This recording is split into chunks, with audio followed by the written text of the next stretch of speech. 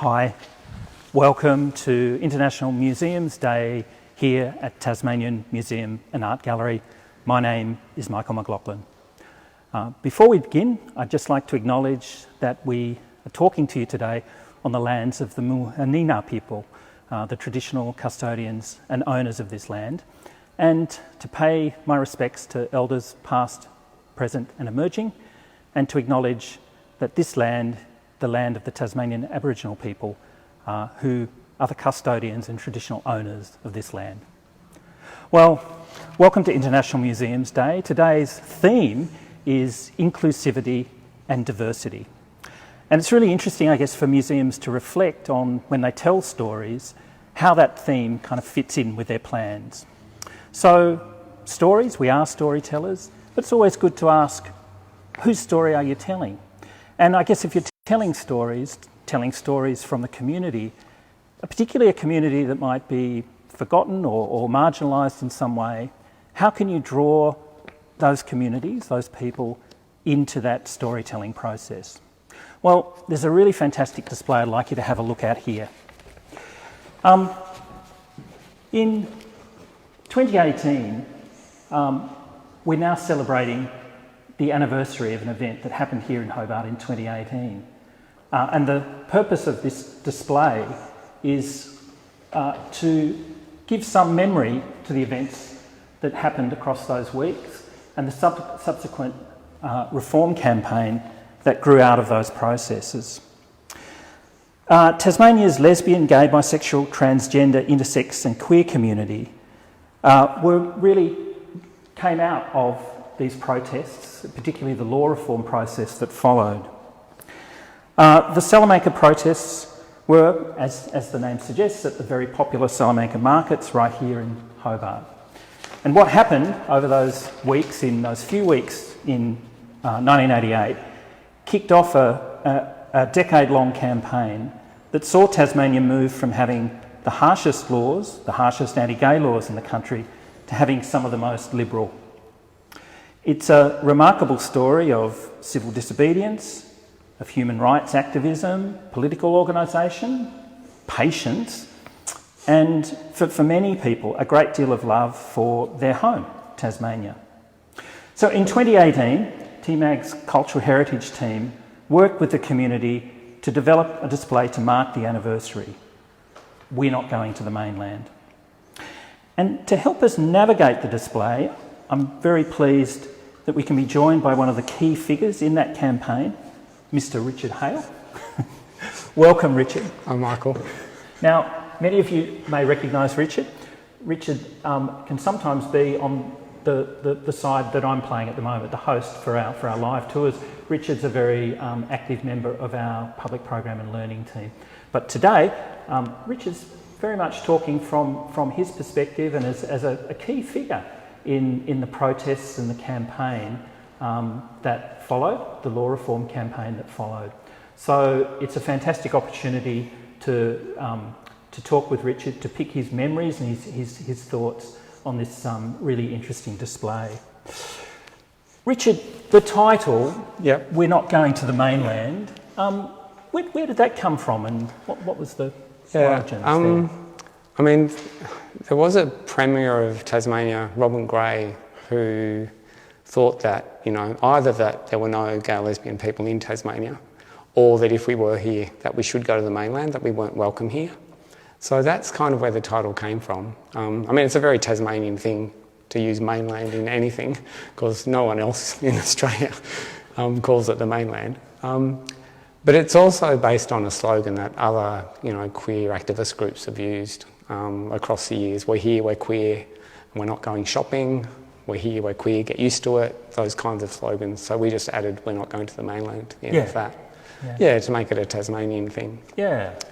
And there's, I mean, the protests and the campaign, I guess like for any community, there's some very particular things about the protests and the campaign that are possibly uniquely Tasmanian, and we can maybe have a chat about that as we walk through the exhibition. Yeah. I thought maybe we'd start with some of these amazing images, the photos. There's a great photographic record. We've got it here on the screens, but also on the wall as well. I'm just wondering, Richard, with the 4 photos here, if we could just have a walk through them and just have a chat about like who's in them, what was going on at the time. This is a very famous photo, this first one, isn't it? This one's showing Rodney Croome, who's, you know, still the best known and most active member of, you know, the activist community for LGBTI rights in Tasmania, and was the, you know, main spokesperson for what was then the Tasmanian Gay Law Reform Group, and then became the Tasmanian Gay and Lesbian Rights Group, and is now Equality Tasmania. You were talking before about the Tasmanian specific nature of the campaign, and we realised very early on that we needed Tasmanian spokespeople, that, you know, to get away from this idea that, you know, we're interfering mainlanders coming down to try and make trouble, we needed people who were born and bred in Tasmania to be the spokespeople, and Rodney fitted that bill completely. Yes. This is a photo of him being arrested at the market. Maybe just on the market, if you just very briefly, why the protests at the market? What was very briefly? How did it end up being a protest at these really popular city markets? There's a fair bit of history about it, and I suppose the context is important as well. This is 1988. It's like, you know, a year or so after the Grim Reaper campaign around HIV/AIDS prevention. Tasmania, along with Western Australia and Queensland, are the last 3 states in Australia where gay sex between consenting adult males in private is still illegal. It's still part of the criminal code. It was really difficult to do any AIDS education stuff with the gay community down here when gay men were treated as criminals. Because people didn't want to, you know, go anywhere near government bureaucracies, and a lot of people went out to their medical practitioners and all that sort of stuff.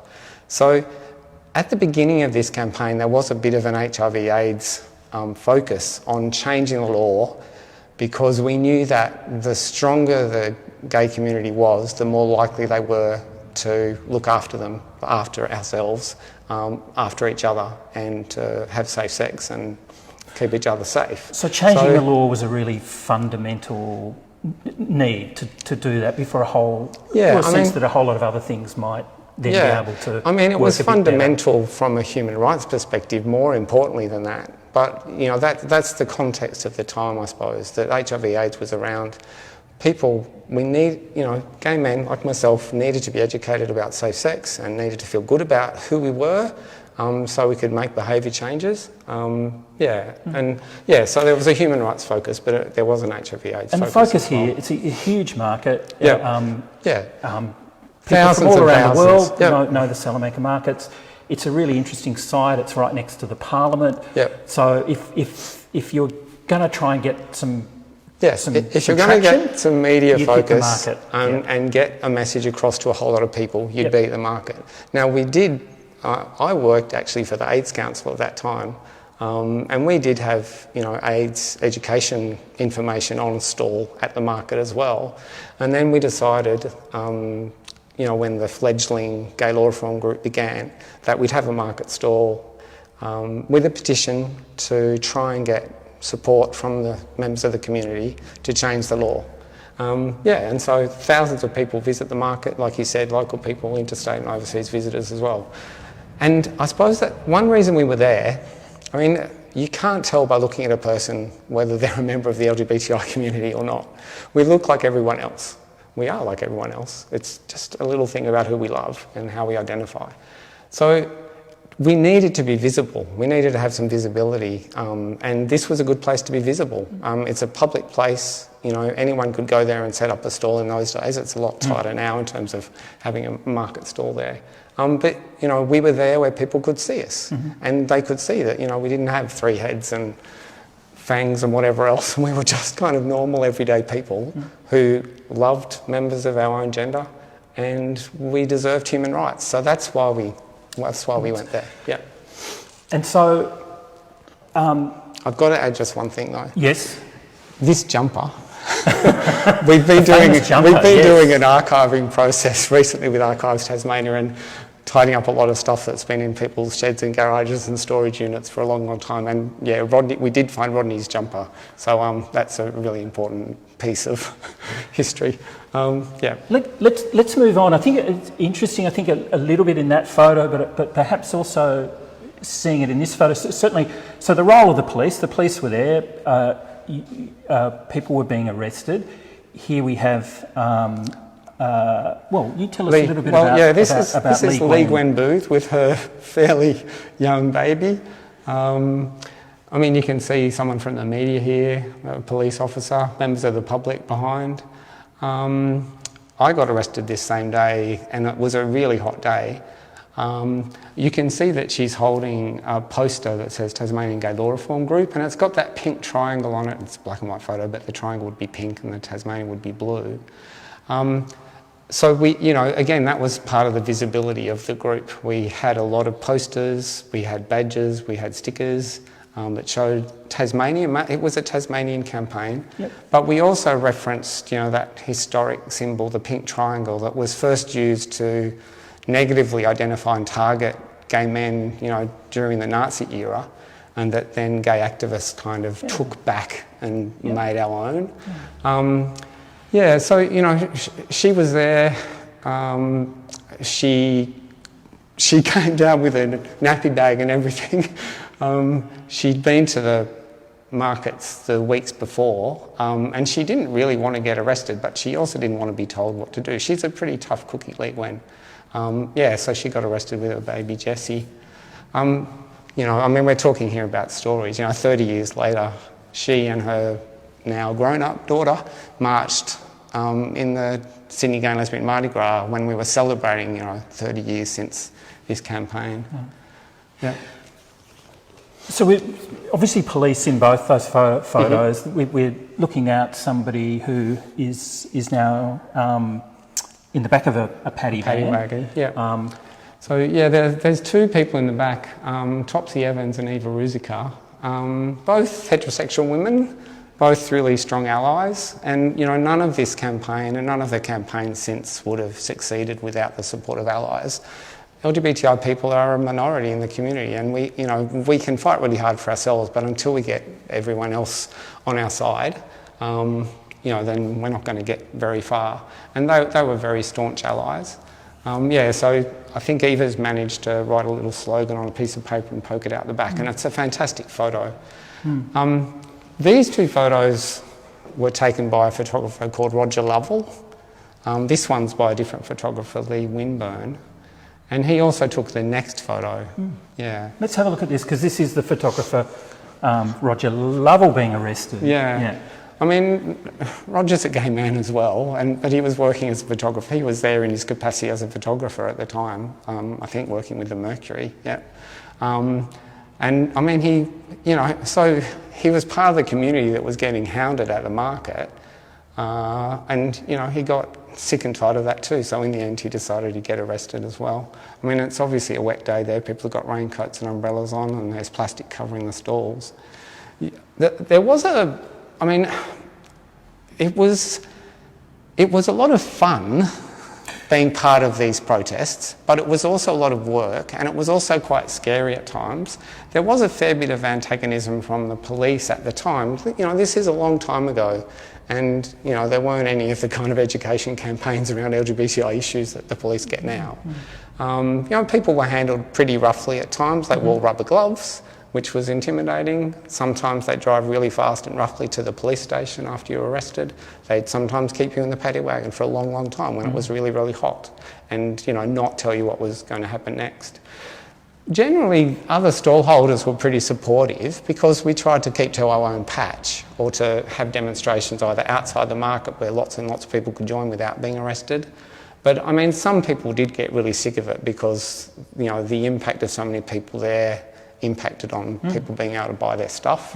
And famously, someone who was selling second-hand stuff smashed a few vases and things in protest at our protest. So it was fun and interesting and challenging and difficult and slightly dangerous all at the same time. Can we talk a little bit about the preparation for the protest? So we've got, for example, over here, I might get you just to wander over here. Richard, one of the placards, one of the protest banners, and we've got some other banners that were made here. Very, very, very simple objects that would have been made, like, as is the tradition of protest, just made in people's garages or in kitchens. I mean, this is all This is pre-internet and mobile phones. I mean, how did the organisation work? Yeah, I mean, we had phone trees. I don't know if anybody remembers phone trees, where you'd have a list of people's phone numbers, and then each of those people would have a list of other people's phone numbers. So you could ring, 25 people, and then they'd each ring 10, and so on. So we did that sort of thing. We did, put advertisements in the newspaper sometimes when we were allowed to, and word of mouth. We also met regularly. We met every week, like at least once a week for the whole group, and then we'd also have strategy meetings about particular actions, and we'd all do a debrief at a cafe and fish and chip shop after everyone got out of the police station. There was lots of just face-to-face communication and lots of use of the phone. But the banners and placards and things, I mean, we did. I think it was even, I don't know if there was even colour photocopying on in those times. I'm pretty sure the pink and blue signs that we used with the triangle on the map of Tasmania were printed rather than photocopied. And and then just things that were handmade on bits of cardboard or on pieces of calico to make banners. I mean, this particular placard was used in a protest a few years after the arrest at the market. And it's recycled on top of another placard that was used for another protest on a different topic. But it's got that same theme. We're here, we're queer, we're not going to the mainland. And there's a little green and white sticker with the same slogan on it down there. The other sticker next to that too, gay and lesbian visibility, it's our right. That idea about needing to be visible, that people would see us just as members of the community. We are people's sons and daughters and siblings and colleagues and neighbours. When it's not something strange and different, but unless you see us and identify us as the people that need these human rights, that want to try and make this change, you kind of don't know we're here. We're hidden. So being visible was a really important part of the protest, and still is today. Well, I guess thinking about that visibility and thinking about this as a campaign that went on after these protests, certainly probably a very significant milestone, of course, the passing of the legislation, the actual reform in Tasmania. But this exhibition display has just come quite hot on the heels of when it opened on the same-sex marriage plebiscite or referendum. Postal survey. Postal survey, that's the correct term. And that's referenced here in the display as well. And I guess there's that sense of continuity of organisation and reform being an ongoing process. There's a couple of really interesting moments here. You're talking about your debrief in the fish and chip shop. I believe the Cascade Hotel was another more recent spot for you. Do you want to just talk a bit about those numbers? What's happening on that Okay, page? well, I mean, this was from when the announcement was made publicly in the media at 10 a.m. on Wednesday the 15th of November 2017 of the results of the National Postal Survey about same-sex marriage. So, I mean, what I love about that piece of paper, I mean, it's a facsimile, it's a copy of the actual thing, because you can't have items on paper out in display for a long time or they fade.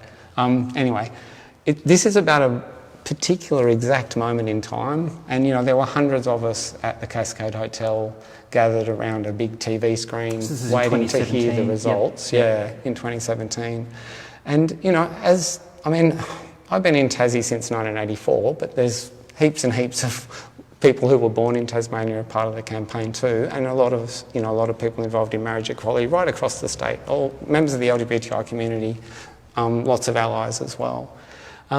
So we were really keen to find out, after such a long and divisive debate, what the results were, what had actually happened. I mean, imagine if someone had gone around Australia asking every single person, Michael, if you were allowed to get married. I mean, it was a tough thing for a lot of people, and there was some really nasty stuff that happened in that campaign.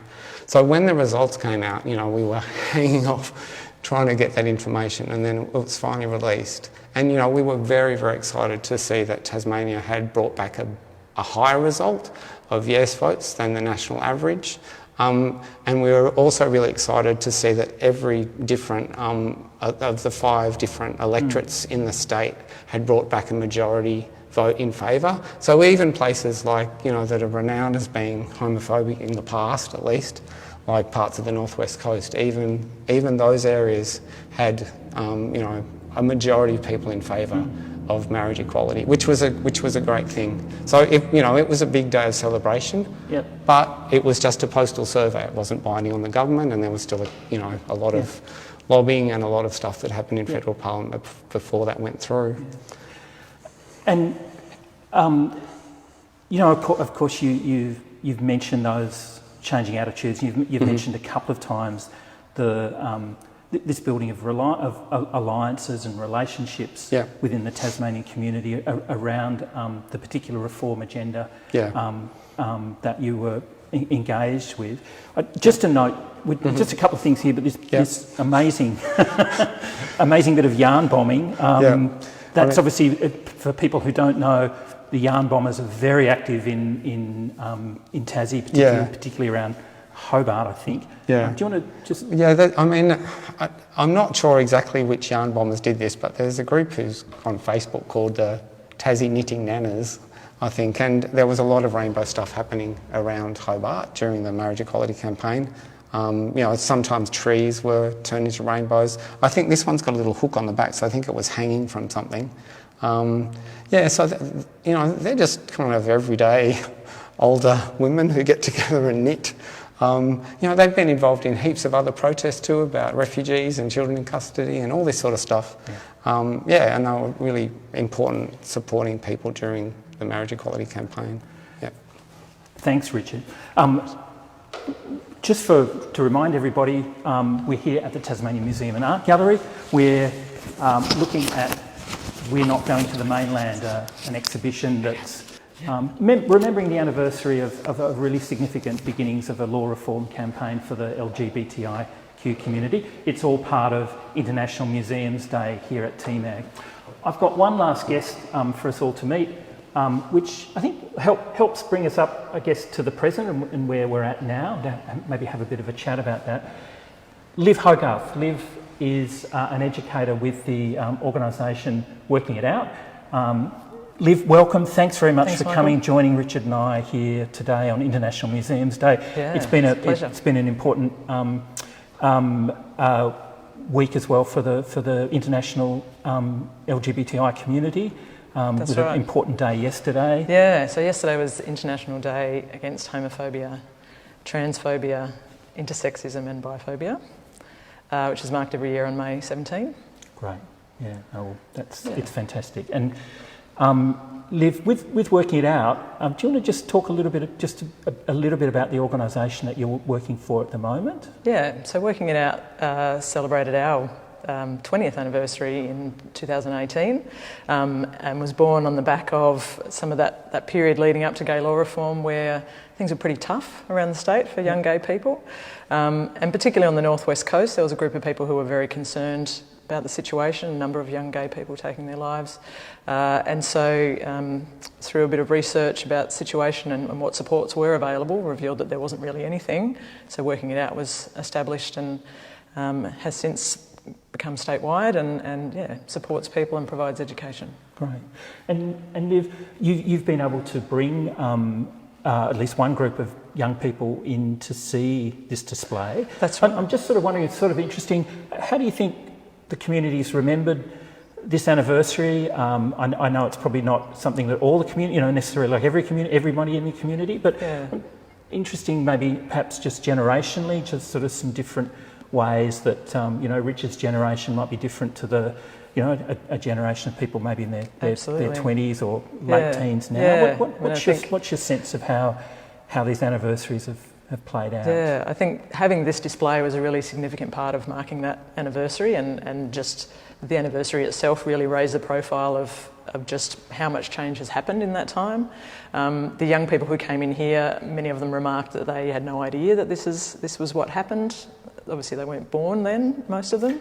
But for older people, it's a really significant display and remembering experience as well, because they're, knowing that things have shifted, that they, faced those difficult times. A lot of people became what they call cultural refugees, in that they did feel they had to go to the mainland to be able to be themselves.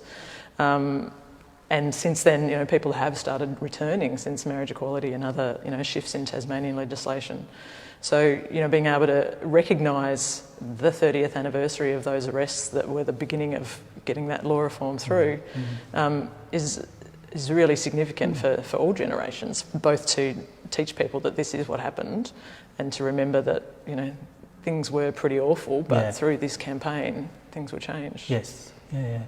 And you when you came in, you have a look at the display. We've got this image on an interview that's happening here with Richard Hale, but you have an image there. But it's it's one of your favourite images from the display. I'm just wondering, do you want to just talk us through what's in this picture? So this was one of those moments in time. I'd arranged the visit with the youth support group that we run at Working It Out, and asked Richard to give us a little guide through it. And I knew Simon through the training that we do with the police recruits, and he had mentioned that he'd been, as a new officer, been asked to go to Salamanca and keep an eye on things. And as we were standing here, a picture popped up of Richard and Simon, and that was the first that they knew that Simon had been one of the people who had, on one occasion at least, arrested Richard.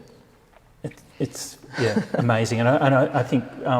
Of course, Richard hadn't met him since that day of the arrest, and extraordinary to actually neither then knew meet the up other here, than that moment. And interestingly, the policeman has stayed involved, I guess, with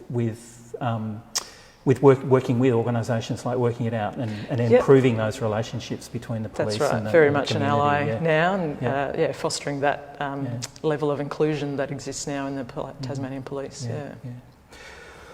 Well, look, thank you very much, Liv. Thank you for coming in today. You're welcome. I'd also just like to acknowledge the important work of the Cultural Heritage team in putting together today's display, particularly Elspeth Wishart and her colleague at the time, Ian Terry, I think did a lot of work putting together this display as well. Thanks to both. Thanks also to Kath, who's been filming today from TMAG Communications. You've been here from a live Facebook tour as part of International Museums Day. Please also thank Richard, who's come in today as well. He's coming into shot there. Thank you, Richard. Thank you very much for coming in. We really hope you've enjoyed this International Museums Day event. You can see lots more about TMAG live at home while we're closed, and we're certainly very much looking forward to having you back in our galleries very soon. So thank you very much.